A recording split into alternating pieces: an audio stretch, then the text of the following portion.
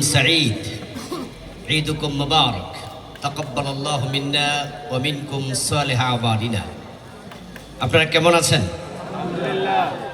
ধন্যবাদ জানাচ্ছি আজকের আয়োজকদেরকে, যারা আমাদের এই এলাকায় এই ব্যতিক্রম একটি প্রোগ্রামের আয়োজন করছেন দ্বিতীয়বারের মতো। শুনেছি গতবারও নাকি হয়েছে।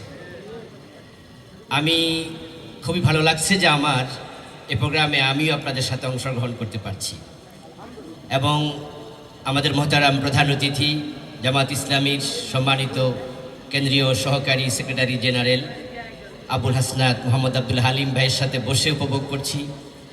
ছাত্র শিবিরের সাবেক কেন্দ্রীয় সভাপতি, বলা চলে জুলাই বিপ্লবের অগ্রসেনানীদের একজন মোহতারাম জাহিদ ভাই সহ আসতে পেরে ভালো লাগছে। আপনারাও আশা করছি খুব ভালো লাগছে আপনাদেরও, ঠিক না? এমন আয়োজনকে আমরা ভবিষ্যতে আরও হোক চাই।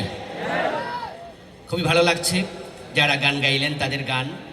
আমাদের অ্যাডভোকেট রুকনুজ্জামান ভাই, উনি চমৎকার শিল্পী।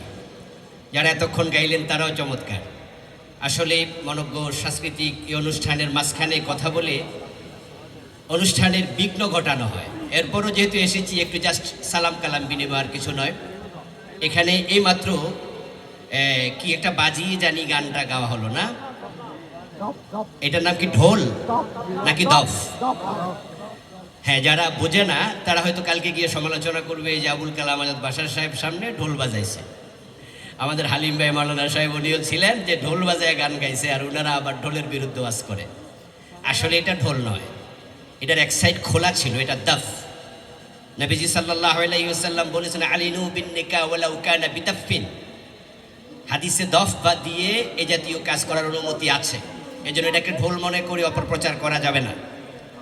ভালো লেগেছে আজকের অনুষ্ঠানে আসতে পেরে। আপনারা সকলে ভালো থাকবেন।